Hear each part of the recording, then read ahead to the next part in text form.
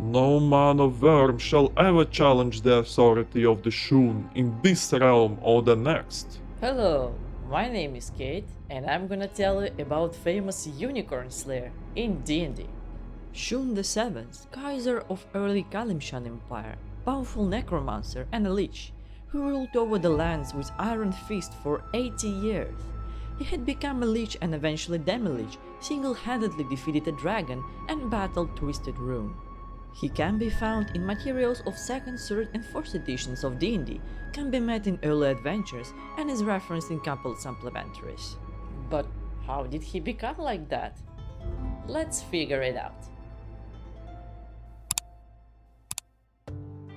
Codus An-Nadim El-Jotos was born in 290 to Selara Shoon and Nadim El-Jotos in Calimshan. He was one of many children in the family, yet from birth he showed extreme talents toward the arts of magic. When the boy grew up, he was taken by the Almriven Arcane Guild of Calimshan to be trained further. There, he gained so much knowledge about spellcraft that he could almost always predict what magic the enemy would cast next and turn it to its own advantage. In 309, when Codus reached 19 years old, he and his father plotted the death of his uncle Halar Shoon VI by bribing royal guards, who stabbed the Qysar to death. Later, Codus accused the guards of treachery and publicly executed them. This has granted him sympathies and support of the crowd to become the next Qysar in line, Shoon VII. The next step was quite obvious. He needed to establish himself, so Shoon VII forced everyone to swear oaths of loyalty and be rewarded with gold, or be killed. After that, he needed to replace people with trusted one in criminal organizations. For that, for the next 10 years, till 319, he poured oils into the servers of cities of Calimshan and then lit it. The fire burned bright and drew off lots of thieves guilds and dodgy organizations from the city, freeing up the sweet spots. This period would be called the Great Fires. By the time families who controlled illegal activities throughout the city recovered from the arsons, it was too late. It is said that over 3 million people died in the fires, but aims justified the means for Shoon. In 322, a blue dragon, Iryklathagra, appeared in the city and demanded Shoon to pay back her hoard, which was stolen by Shoon IV, a long-back relative of Codus Shoon. The parley lasted for several days until Shoon VII agreed to immediately pay the share of her hoard back, and the rest upon arrival to her lair. Yet, Shoon VII struck the dragon and attacked her in the middle of the journey, emerged victorious, and drove off the dragon. The next year, Shoon VII strengthened his vast imperium either through fear and strength or political intrigues. He used the strife between cities and regions of its domain to own benefit and blocked any suggestions that would lead to unification and peace. One of such was in 326 from Ancillor Maedrathon, who suggested introducing legal protections for all mages in the region. Ancillor was removed from power and his soul was trapped in phylactery forever lost. In 346, in the year of blush stars, Shoon had a baby girl, an heir to the throne, Shaani. Shoon needed a weapon to protect his imperium and his daughter from the dragon, as he knew one day the beast would return. During these 2 decades, Shoon started to perform dark magic experiments on the Empire elf population and magical wildlife in order to create the Tome of Unicorn, a powerful magical artifact. To finalize the creation, he ordered to eliminate many elves of the Snakewood in 355, who guarded the 12 unicorns, whose magical powers and blood were required to create the evil artifact. From the horns of the creatures, he created Staff of Shoon. A year before that, in 354, an unknown plague struck the Shoon Imperium. Those who were touched by it lost all sense of pain and fear and were driven mad in suicidal attacks on the elves. I think this plague can be connected to Shoon's vile experiments. The Tome of Unicorn contained many pages, among which were spells, golems creation manuals, permanent gate spells, and imprisonment spell.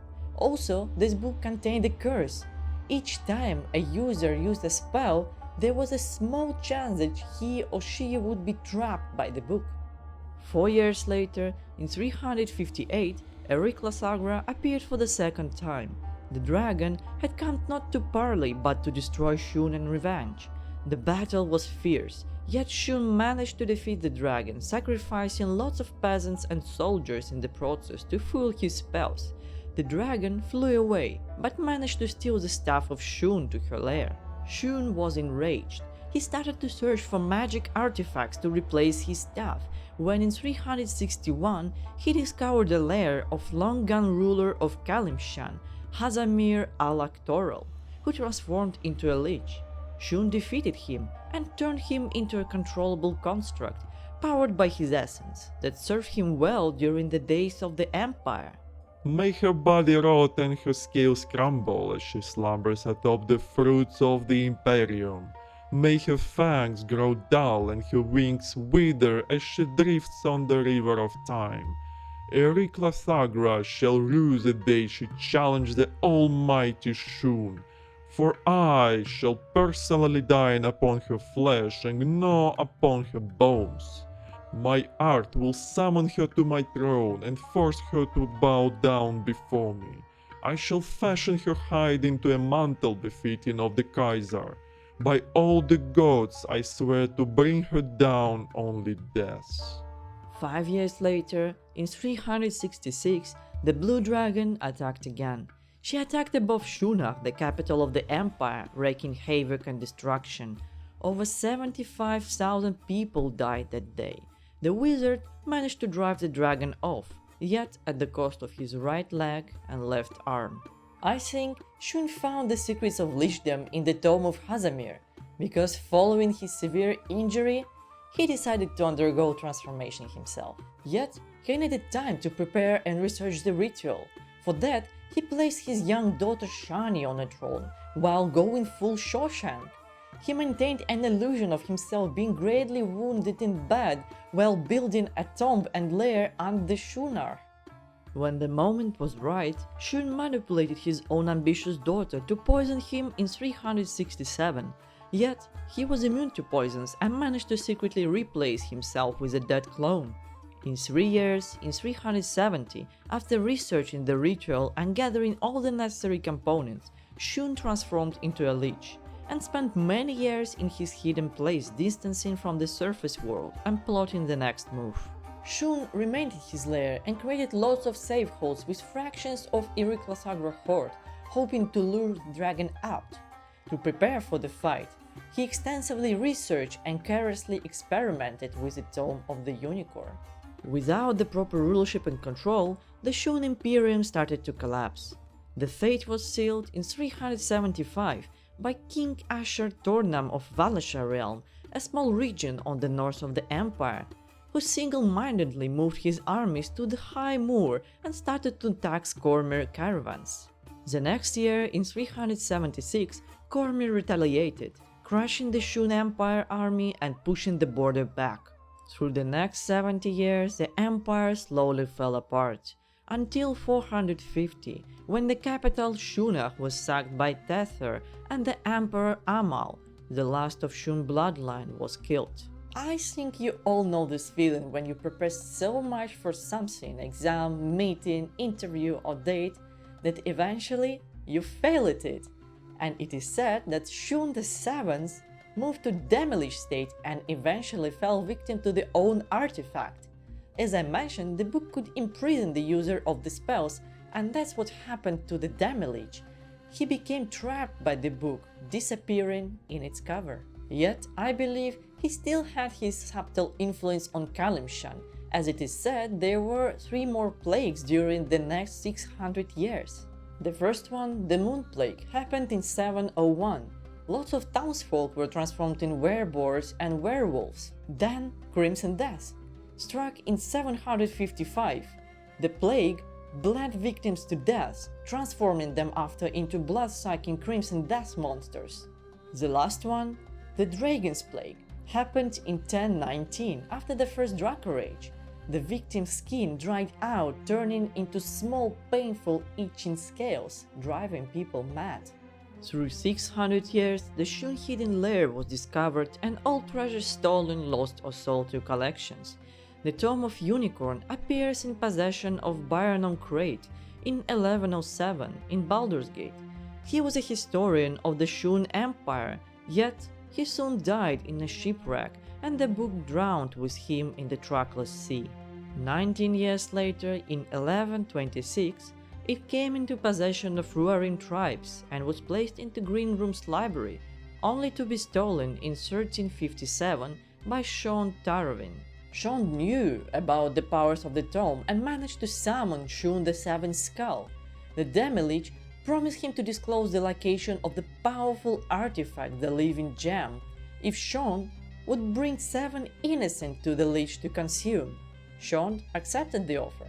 In 1 year time, in 1358, after careful search, Shoon brought Zalanora Algentresses along with other victims to the Demi-Lich. Yet, the time of troubles happened, and while consuming the soul of Zalanora, Shoon switched bodies with a young elf girl. As promised, Lich told Shoon about the Living Gem and parted ways. Having over 1000 years of time as an elf, Shoon embarked on replenishing its 600 years gap with knowledge about the world and its magics. By the way, for those who are interested, the fate of Shoon was not sweet. He managed to find the gem 10 years later in 1367, but the artifact of the great power enslaved his mind. He created a cult around the gem and later got cursed and transformed into black amorphous being with many mouths. Shoon wandered 12 years over the region in the body of Zalanora, eventually joining Cowled Wizards of Amn in 1370 and starting an apprenticeship with Lady Varitha Geldig. Zalanora/Shoon gained a lot of influence and trust with the wizards and planned to leverage on it to restore own empire and deal with the past enemies, such as the dragon Iryklathagra, and also to reclaim the stuff which the dragon stole. 3 years later, in the events of Draco-Age of 1373, he manipulated the Pasha of Kalimpor to offer bounty and wealth to those who would slay the hated dragon. Once the dragon was driven off, it is said Shoon embarked on the journey to discover new continent Maztika west of Toril to build his new empire there. Yet, during the Spell Plague of 1385, the continent was sent to Abir along with Shoon. Only 100 years later, Maztika returned back during the Second Sundering in 1486. But nobody knows whether Shoon was on continent and was brought back to Faerun, or it was a part of his plot and he was here all the time. Is he a strong character? From the lore perspective, he was an extremely talented magic user who owned own empire full of followers. He transformed to a lich and demi-lich and also created lots of wild magical artifacts. From the technical perspective, in all editions, it is said that he was a caster of level 36 that could cast an extreme number of spells being a lich and being a demi-lich. He also had lots of artifacts such as rings that blocked all the scrying or detection and allowed him to teleport to any person or living being who Shoon knew. So he's a very deadly foe. And now, a bit of DM tips on how to play him. Shoon has never retrieved his stuff back, so the appearance of the stuff in the campaign could be a good hook and also motivation for the villain. He knows politics and intrigue, yet prefers to act boldly when needed. He's the one who would probably say, "I would finish them myself," rather than sending useless minions. In combat, try to use all spell arsenal and artifacts to gain a surprise round with a teleport, and upper hand by using all means that justify the ends. And that's all on Shoon VII, the former ruler of Calimshan and the fallen Shoon's Imperium. The Demi-Lich trapped in the wooden elf body, and we will probably see him again in the future as Maztika is returned back to Faerun, and Shoon might be brought back to Faerun as well. Or he was here all the time, planning his grandeur return. And if you like the lore, please press like and subscribe button, and tell me in the comments below who else you would like to hear about, and see you next time.